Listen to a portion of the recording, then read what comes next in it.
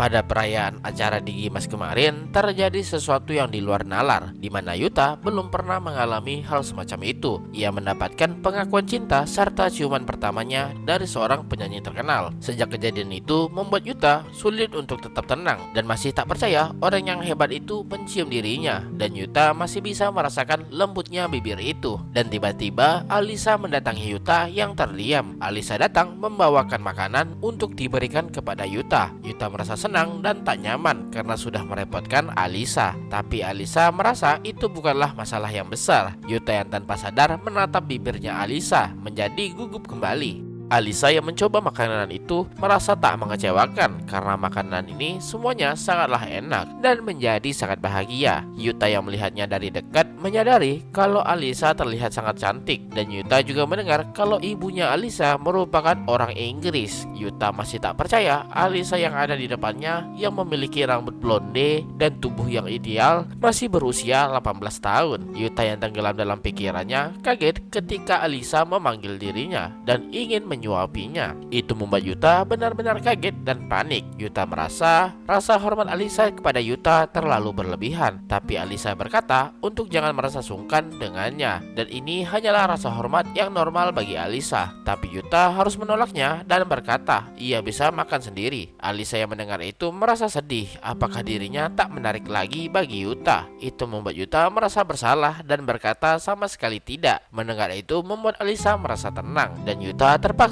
menerima suapan dari Alisa. Alisa bertanya apakah Yuta menyukainya dan Yuta benar-benar menyukainya. Alisa pun menggoda Yuta dan bertanya kalau begitu apakah Yuta juga menyukai rasa bibirnya juga, dan berkata kalau ciuman itu adalah pertama kali bagi Alisa dan ia merasa sangat gugup. Dan entah kenapa Alisa merasa tubuhnya semakin terasa panas, tanda sudah horny berat kawan, dan bertanya ke Yuta apa yang harus ia lakukan. Tapi Yuta benar-benar tak tahu apa yang harus dilakukannya. Dan tiba-tiba dari belakang kerumunan datang seorang gadis yang adalah Yurie. Yurie merasa senang karena bisa bertemu Yuta lagi, atau sekarang dipanggil Kamimatsu Sensei. Yuta menjadi khawatir dan bertanya apakah Yurie sudah baikan. Yurie berkata kalau Yuta tak perlu khawatir soal itu dan merasa senang karena Yuta masih berada di sini dan meminta maaf karena sudah melewatkan Yuta tampil di panggung. Yuta pun teringat dengan apa yang terjadi di panggung barusan dan berkata itu tak masalah dan merasa malu. Di lain sisi, Alisa menjadi sangat jengkel dan langsung merangkul Yuta di depan Yurie dan Alisa menarik Yuta menjauh dari Yurie. Tapi Yuta menahan dirinya karena ia ingin bicara bersama Yurie. Alisa bisa duluan saja. Alisa melihat Yurie di sana dan memutuskan untuk tetap bersama Yuta.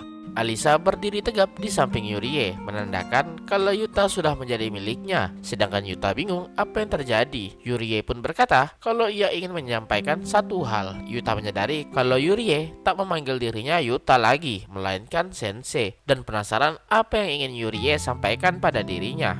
Yurie berkata kalau ia berterima kasih karena sudah menciptakan Digital Master. Pembaca Digimas selalu memberikan Yurie keberanian. Meskipun ia berada di situasi yang sulit sekalipun, karya dari Kamimatsu Sensei selalu bisa mendorongnya. Yurie pun tersenyum dan langsung menggenggam tangan Yuta. Selama ini Yurie selalu ingin mengucapkan terima kasih secara langsung, dan itu tentu dari lubuk hatinya yang terdalam. Melihat ekspresi yang jujur dan tulus dari Yurie membuat Yuta merasa senang. Karyanya begitu dihargai.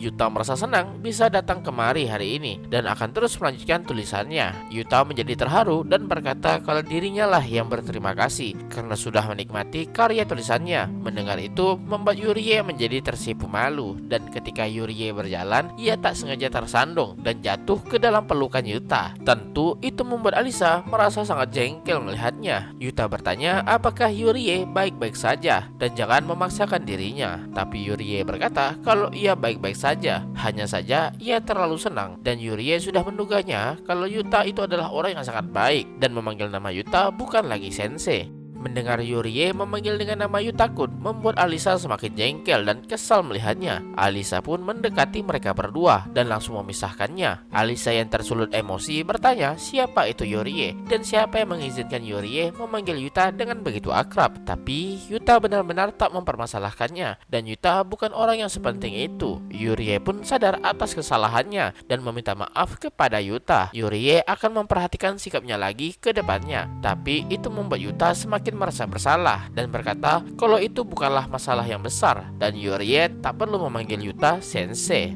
Alisa menjadi syok dengan apa yang ia dengar barusan, di mana Yuta juga memanggil Komagare Yurie dengan nama depannya. Alisa menjadi sangat kesal tak menyangka kalau mereka sudah sangat akrab. Alisa langsung merangkul Yuta dan bertanya ke Yurie. Yurie itu siapanya pacar Alisa alias Yuta. Yurie pun tak pantang mundur dan seperti melihat naga dan macan siap menyerang satu sama lain. Yuta menjadi panik karena ia tak pernah menerima pengakuan Alisa. Dan sejak kapan Yuta menjadi pacarnya Alisa? Yurie sangat kaget dengan apa yang ia dengar barusan dan bertanya apakah Yuta berpacaran dengan Alisa. Alisa dengan bangganya mengatakan kalau ia sudah berpacaran dengan Yuta.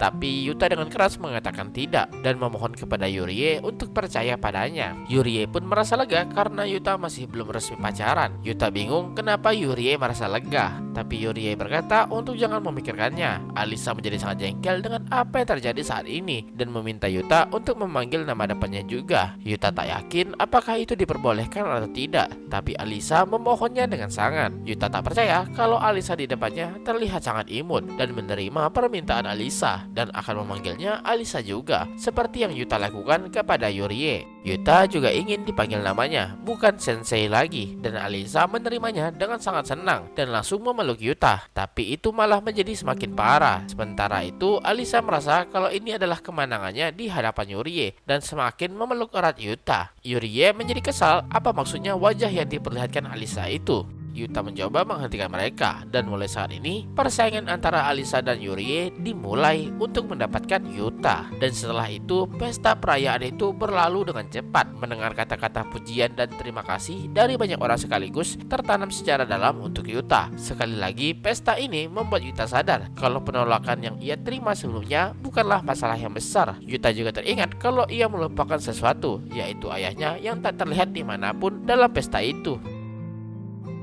Di lain sisi, Okuwa Michiru, teman masa kecil Yuta, masih saja menolak fakta yang ada. Michiru kaget dengan apa yang ia lihat di internet. Ia tak percaya kalau Kamimatsu Sensei menunjukkan dirinya. Meskipun wajahnya tertutupi stiker, tapi Michiru langsung mengenalinya kalau itu adalah Yuta, teman masa kecil yang sudah ia tolak, dan cerita pun berlanjut.